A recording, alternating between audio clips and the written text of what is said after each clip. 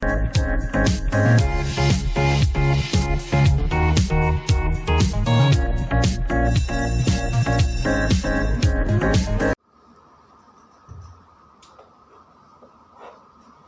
છે વિદ્યાર્થી મિત્રો? લાસ્ટમાં આપણે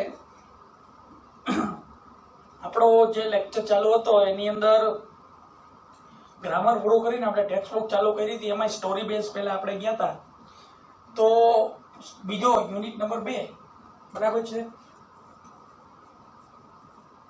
અનફોરગેટેબલ વોલ્ટ ડિઝની, ક્યારેય ન ભૂલી શકાય એવા વોલ્ટ ડિઝની. એના મોટા ભાઈ રોય ડિઝની, બરાબર છે, રોય ડિઝની એ લખ્યું હતું.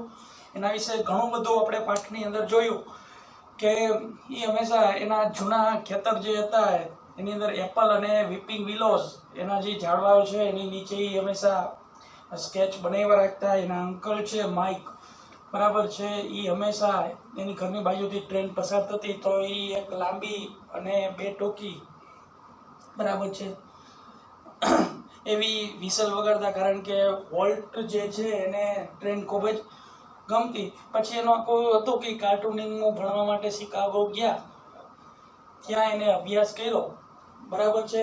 પછી આવીને એને કન્સાસ સિટીની અંદર એનિમેટેડ કંપની ચાલુ કરી, એ ફ્લોપ ગયું અને પછી એને નક્કી કર્યું કે હવે એ 21 વર્ષની ઉંમરે હોલિવૂડની અંદર જશે. ત્યારે એનો ભાઈ છે એ લોસ એન્જલની અંદર હતો. તો એનો ભાઈ જે છે એ લોસ એન્જલની અંદર હતો. એ બંને જણા ભેગા થયા રેલવે સ્ટેશને. ત્યારે એક સુટકેસ લઈને ખાલી ભેગા થયા હતા અને એને એના અંકલ માઇક પાસેથી $500 ઓછીના લીધા હતા. હવે ત્યાં જઈને પણ એને મુશ્કેલીનો સામનો ઘણો કરવો પડે. એને પહેલી સિરીઝ સ્ટાર્ટ કરી એલિસ ઇન કાર્ટૂન લેન્ડ. એ ટફ ગોઈંગ એટલે બહુ વ્યવસ્થિત ચાલતી નહોતી.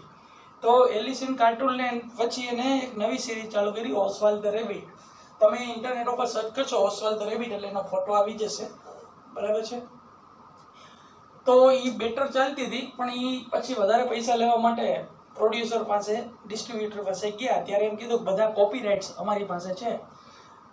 પછી એ ઘરે આવતા રહ્યા અને પછી ઘરે આવીને વિચાર કર્યો હવે પછી જે સિરીઝ બનાવશું એ આપણી પોતાની હશે અને પછી એ આખું માઉસ ઉપર હશે. અને હવે જે માઉસ હશે એ કોઈના કોપીરાઇટ્સ આપણે કોઈને આપશું નહીં, એ આપણા પોતાનું માઉસ હશે, બરાબર છે. તો પેજ નંબર 12 ઉપર બીજી સાઈડના જે ઉપર ટ્રેન દોરેલી છે એની નીચેનો પેરેગ્રાફ આપણે આવ્યા, the rest of is history. પછી તો ઇતિહાસ જ બની ગયો. આ માઉસ ઉપરની જે સિરીઝ બનાવી મિકી માઉસ, પછી તો બધો ઇતિહાસ જ છે. Old mouse Mickey celebrated his 14th birthday in 1968. 1968 ની અંદર એની 40મી વર્ષગાંઠ એને ઉજવી મિકી માઉસ. એટલે 1968 માંથી 40 માઇનસ કરો, બરાબર 8 અને 2 1928. તો એને મિકી માઉસ 1928 ની અંદર બની ગયું છે. આવી રીતે પણ ક્વેશ્ચન ફેરવીને પૂછી શકાય. પણ અત્યારે તો આપણે એક ઈસવીસન યાદ રાખશું. 1968 માં એને 40મી વર્ષગાંઠ ઉજવી. એને હેપી 14th ઇટ વોઝ. અને એ 40 વર્ષ હતા એકદમ ખુશખુશાલ ભરેલા 40 વર્ષ હતા. A quarter of billion people saw a Disney movie in 1968. 1968 સુધીમાં લાખો કરોડો લોકોએ તો ડિઝની મૂવી જોઈ લીધી હતી, બરાબર. ડિઝની મૂવી જો કેટલી વસ્તુ આ લોકોએ 40 વર્ષની અંદર કરી લીધી, બરાબર છે. 100 million watch a Disney TV show, nearly billion read Disney book and magazine, almost 10 million visited Disneyland, બરાબર. તો 100 મિલિયન લોકો તો એનું ટીવી શો જોતા હતા, એની બુક ઘણા લોકોએ વાંચી લીધી હતી અને કેટલા બિલિયન લોકોએ તો ડિઝનીલેન્ડ ની મુલાકાત પણ લઈ લીધી. એટલે આ બધો કરોડોની અંદર લાખોની અંદર આંકડો છે. તો એની સફળતા કેવડી મેળવી છે, બરાબર. And Mickey as volt used to say started it all. તો આપણે એવું કહી શકીએ કે આ બધી વસ્તુની શરૂઆત કરાવનાર કોઈ હોય તો મિકી, જેને કાર્ટૂન સિરીઝ બનાવી મિકી માઉસ એ છે. આ ઇન્ટરનેશનલ લેવલનો આપણે કહી શકાય. દુનિયાનો કોઈ એવો દેશ નહીં હોય કે જેનું બાળક છે એ મિકી માઉસને ઓળખતો નહીં. એઝ યુ તમે પણ એની અંદર આવી જાઓ, બરાબર છે. એને કેરેક્ટર કેટલું પ્રખ્યાત કરી દીધું કે આખા વર્લ્ડની અંદર બધા લોકો એને ઓળખતા કે ભાઈ મિકી માઉસ તો આપણી સામે સીધું એનું ચિત્ર રજૂ થયું. Mickey was only the first successful product of Walt's matchless imagination and ability to make his dream become reality. આ મિકી છે એને સક્સેસફુલનું ફર્સ્ટ પ્રોડક્ટ હતું, આ પહેલું પ્રોડક્ટ. આની પહેલા આપણને ખબર છે ઘણા બધા એને પ્રયત્નો કર્યા, બધી સફળતા એને મળી હતી, પણ એની જે ઇમેજિનેશનનો ફર્સ્ટ પ્રોડક્ટ કોઈ હતો તો એ મિકી હતું. એની મેચલેસ એટલે અદ્વિતીય કહી શકાય, એવી જે કલ્પના હતી, બરાબર છે, એ જે શક્તિ હતી, એનું જે સપનું હતું એ સપનું રિયાલિટી થઈ ગયું. It was an ability he could turn off on any occasion, large or small. Once, when my son, Roy Edward, had a misless. આ પાછો એક પ્રસંગ આવે, બરાબર છે, તો એનામાં એવી શક્તિ હતી કે કોઈ પણ પ્રસંગ સ્મોલ હોય કે લાર્જ હોય, મોટો પ્રસંગ હોય કે નાનો પ્રસંગ હોય, એ પોતાની રીતે એવી વસ્તુ એની અંદર ઉમેરતો કે વસ્તુ છે એ કોઈ ભૂલાય નહીં ને એવી થઈ જતી.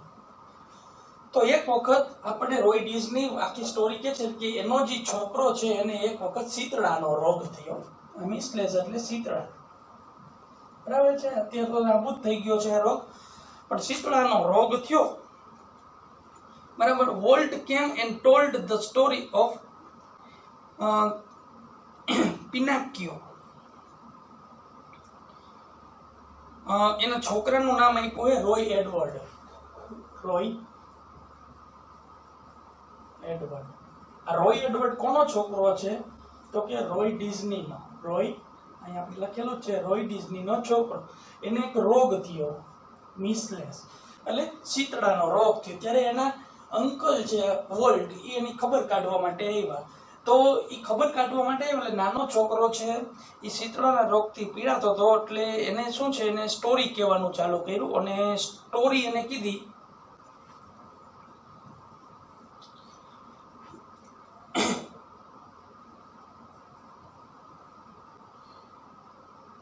પિનાક્યો. આ પિનાક્યોની આખી સ્ટોરી કીધી. તમે આ કેરેક્ટર પણ ઇન્ટરનેટ ઉપર સર્ચ કરી શકો. નાક એટલે થોડુંક લાંબુ હશે એ રીતેનો આખો આ કેરેક્ટર છે. તો એને પિનાક્યોની આખી સ્ટોરી કીધી. જેમ આપણે જંગલ બુક છે, બરાબર છે, બાર્બી છે, એવી રીતે પિનાક્યોની પણ એક આખી મૂવી છે, બરાબર છે. એટલે ફેરી ટેલ કહી શકાય. અને શું કહેવાય? ફેરી ટેલ, બરાબર. તો which he was making at the time. તે સમયે તે બનાવી રહ્યા, હજી કોઈને ખબર જ નહોતી હું બનાવી રહ્યા છે નવું. તો હજી તો આને ખબર કાઢવા માટે ત્યારે એ પિનાક્યોની સ્ટોરી જ્યારે એ બનાવી રહ્યા હતા, એ સ્ટોરી આની સામે કીધું. વેન વોલ્ટ ટોલ્ડ એ સ્ટોરી, જ્યારે વોલ્ટ છે ને સ્ટોરી કહેતા હતા, વોઝ એ વર્ચ્યુઅસ પરફોર્મન્સ. ત્યારે એ પરફોર્મન્સ છે ને અસાધારણ હતા. અમુક વ્યક્તિની સ્ટોરી કહેવાની કલા જ એવી સરસ મજાની હોય ને કે લોકોની સાંભળવાની મજા આવતી હોય, બરાબર છે. તો આને સ્ટોરી કહેવાની રીત જ એવી સરસ મજાની હતી. His eyes riveted his listener. એની આંખો છે ને સાંભળનાર વ્યક્તિઓને જકડી રાખે કે આગળ પાછળ ન થાય, અવાજ નથી, એવું આમ બોલવાની શક્તિ એની હોય, બરાબર. જે મસ્ટાચ એટલે મૂછ, ટ્વાઇસ એક્સપ્રેસિવલી એટલે એ પોતે જેમ એક્સપ્રેશન કરતા હતા એની જે મૂછો છે એ પ્રમાણે એક્સપ્રેશન થતી હતી, એની ઊંચા નીચી થતી હતી. હિઝ આઈબ્રો, એના આઈબ્રો છે આંખની ઉપરનું, બરાબર છે, એ ફેલ એના રોઝ એન્ડ ફેલ એટલે એ ઊંચા જતા હતા, નીચે જતા હતા. એક્સપ્રેશન બદલે એ પ્રમાણે એના શરીર, એના જે ચહેરાના હાવભાવ છે એ બધી વાત અહીંયા કરી છે. And his hand move viz A grace of musical conductor. એના હાથના હાવભાવ આ રીતે પાઠ કંઈક સમજાવતા હોય, બરાબર છે, સ્ટોરી કહેતા હોય ત્યારે ઓલો મ્યુઝિક કંડક્ટર હોય, આપણે મૂવીમાં ને એમાં ઘણી વખત જોતા હોય આ રીતે આમ કરતા હોય, તો રીતે મ્યુઝિકલ કંડક્ટર હોય એવું લાગતું હતું. Young Roy was so wide-eyed at Walt graphic telling to Fairy that the forgot all about his mistakes. તો નાનો એવો આ જે રોય એડવર્ડ છે એ એટલો બધો આની અંદર ખોવાઈ ગયો, એટલો બધો ખોવાઈ ગયો સ્ટોરી કહેતા હતા એમાં કે એ પોતાના દુઃખ વિશે ભૂલી ગયો. ઘણી વખત આપણે એટલા મગ્ન કોઈ વસ્તુની અંદર થઈ જાય ને તો દુઃખ આપણે ભૂલાઈ જાય. તો એવી રીતે આ સ્ટોરી કહેતો હતો, એવી સરસ સ્ટોરી કહેતો હતો કે આ છોકરો છે પોતાનું બધું દુઃખ ભૂલી જાય, બરાબર છે, સ્ટોરી સાંભળવામાં મશગુલ થઈ જાય. Letter when he saw his finished picture he was strangely disappointed. અને છેલ્લે એને જ્યારે આ સ્ટોરીની અંતની એની ખબર પડી ત્યારે એ છોકરો છે એકદમ નિરાશ થઈ ગયો. પછી હું છોકરો સાજો થયો અને સ્ટોરી આખી પૂરી નહીં કીધી હોય, અધૂરી સ્ટોરી કીધી છે. તો બાકીનું એને પછી એને બાકીનું પિક્ચર એને જોયું.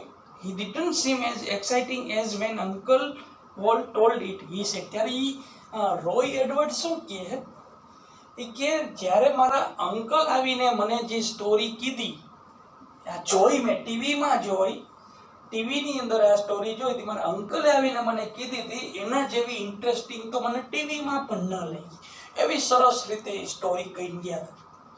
આવું રોય એડવર્ડ પોતાના મુખે કહે, બરાબર છે. તો આ બીજો પ્રસંગ એક થયો, બરાબર છે.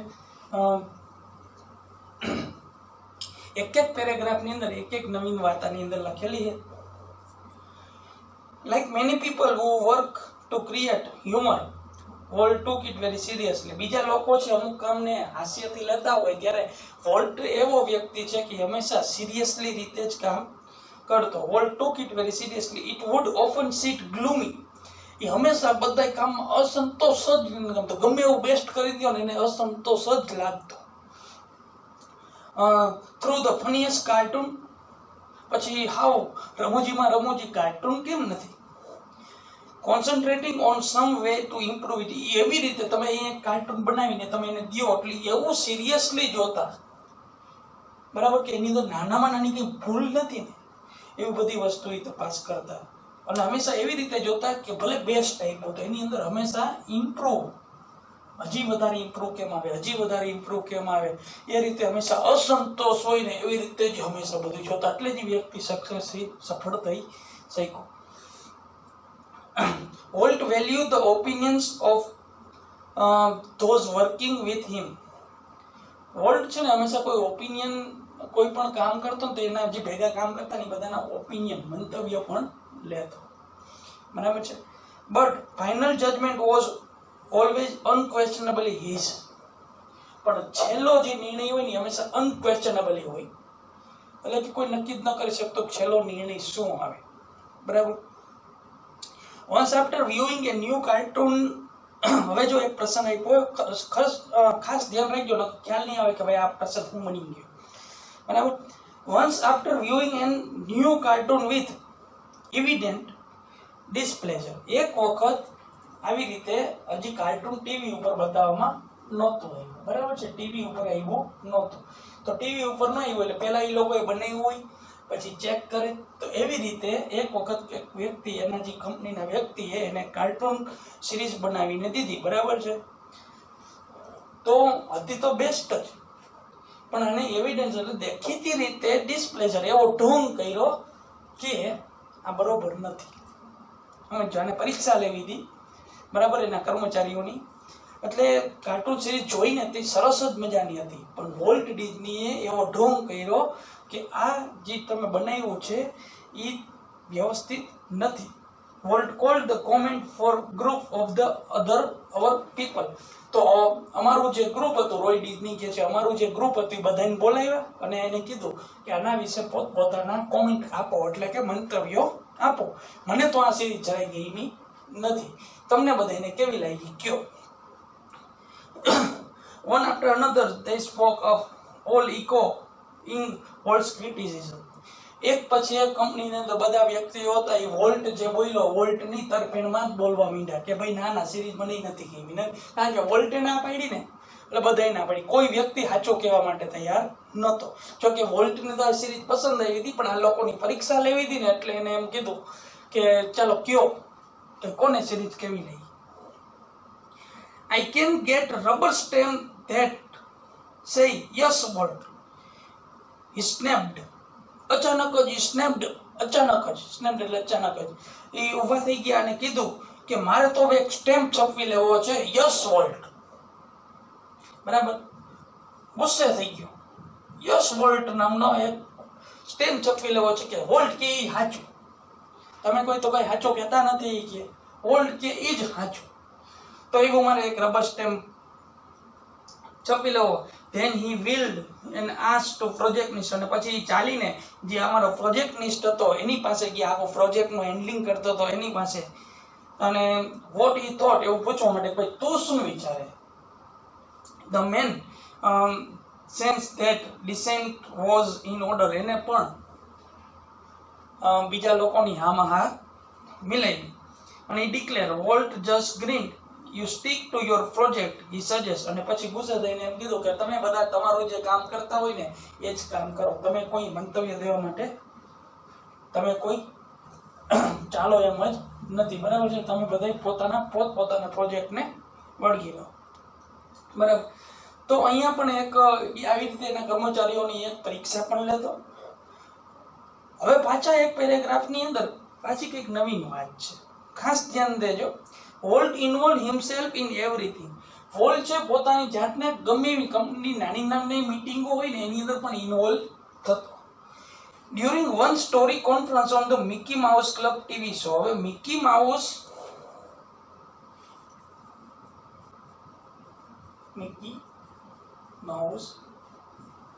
Club TV show.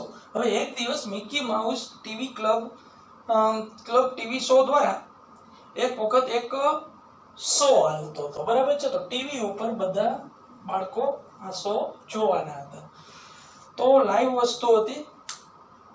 તો એ સ્ટોરી મેન હતો, પોઈન્ટર ઇન હિઝ હેન્ડ, એટલે સ્ટોરી કહેવા વાળો વ્યક્તિ હતો, એના હાથમાં એક પોઈન્ટર હતું. આવી રીતે કંઈક લાંબી લાકડી જેવું હશે, તો પોઈન્ટર દ્વારા બધી વસ્તુ સમજાવવાનું હશે. બરાબર, was outlining a sequence called how to ride a bicycle, અને એનો વિષય હતો how to ride a bicycle, કે સાયકલ કેવી રીતે ચલાવવી એનો વિષય હતો તે દિવસનો. બરાબર છે, આપણને એમ થાય કે આ તો હવે સામાન્ય વસ્તુ, પણ તમે એ વસ્તુ વિચારો કે 1920ની 30ની ને એવી બધી વાત છે, ત્યારે સાયકલ હોવી ને એ પણ એક મોટી વાત હતી. બરાબર, તો એ સમયની અંદર નાના બાળકો માટે આ શો ખૂબ જ અગત્યનો હતો, કારણ કે અત્યારે કોઈ એક લક્ઝરિયસ કાર છે તો એના વિશેનું અંદરનું બધું બતાવવાના હોય. બરાબર છે, કંપનીનું નવું બધું હોય તો બધાને ખૂબ જ રસ પડે. સ્પોર્ટ કાર ને એના વિશે બધાને ખૂબ જ રસ પડે. તો એવી રીતે બાઇસિકલમાં નાના બાળકો ખૂબ જ રસ લેતા. એમ પાછો મિકી માઉસ છે સાયકલ ચલાવીને આવતો, તો એક વખત આવો શો રાખવામાં આવ્યો.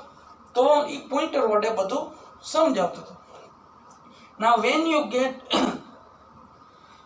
યોર બાઇસિકલ, ત્યારે ઓલા ભાઈએ બોલવાનું ચાલુ કર્યું કે જ્યારે તમે તમારી સાયકલ, આવું બોલ્યો, જો ખાસ ધ્યાન રાખજો, એમ બોલ્યો કે જ્યારે તમે તમારી cycle, he began, Walt stop him, change your bicycle to a bicycle. ત્યારે વોલ્ટ તરત ઊભા થઈને આ ભાઈને રોકી દીધા અને એમ કીધું તું યોર બાઇસિકલ ની જગ્યાએ એ બાઇસિકલ શબ્દો ઉપયોગ કર, તારા યોર બાઇસિકલ શબ્દ નથી બોલવાનો. He said, remember, યાદ રાખજે, every kid isn't fortunate enough to have a bicycle of his own. કે યાદ રાખજે, દરેક બાળક આપણું જે ટીવી જોવે છે એમાં બધાને ઈ કે સાયકલ ખરીદવાની ઈ કે એનામાં તાકાત હોતી નથી. દરેક વ્યક્તિનું એવું નસીબ નથી હોતું કે એની પાસે પોતાની સાયકલ હોય. જો સાયકલ હોવી બહુ મોટી વાત હતી. પૈસાદાર વ્યક્તિઓ છે એ જ સાયકલ બાળકો માટે ખરીદી શકતા. હવે ટીવી તો બધા માટે હતો, ટીવી બધા જોતા. તો અહીંયા આપણે એમ કીધું કે તમે જો સાયકલ કેમ ચલાવી, તો કે જો તમારી સાયકલ હોય ને તો શીખવાડતો હતો કે કેવી રીતે ચલાવી. તમારી સાયકલ હોય ને તો વોલ્ટેજની સીધો રાખ્યો, એમ કહેતો નહીં કે તમારી સાયકલ, ખાલી એમ કે સાયકલ હોય ને એવો શબ્દ યુઝ કરે. તમારી સાયકલ નહીં, ખાલી સાયકલ શબ્દ યુઝ કરીને સમજે, કારણ કે બધા બાળક પાસે સાયકલ ન પણ હોય એટલે અમુક વ્યક્તિને ખોટું લાગે. બરાબર છે, તો આવી નાની નાની બાબતો છે એ બધી વસ્તુ ધ્યાન રાખતો. બરાબર છે, તો અહીંયા એ પ્રસંગ પણ પૂરો થયો છે. આપણે જોયું કે એના નેફ્યુની ખબર કાઢવા માટે જાય છે, ત્યાં આપણે પિનાકીઓ વિશે જાણવા મળ્યું. ત્યાર પછી અંદરો અંદર એના વ્યક્તિ હોય એની બધાની પરીક્ષા લેતો અને ત્યારબાદ આ એક 100 ની અંદર કેવી એક નાની બાબત યોર બાઇસિકલ જગ્યાએ બાઇસિકલ શબ્દ યુઝ કરાયો, તો આવી નાની નાની બાબતો છે એ બધી વસ્તુ જોતો. બરાબર છે.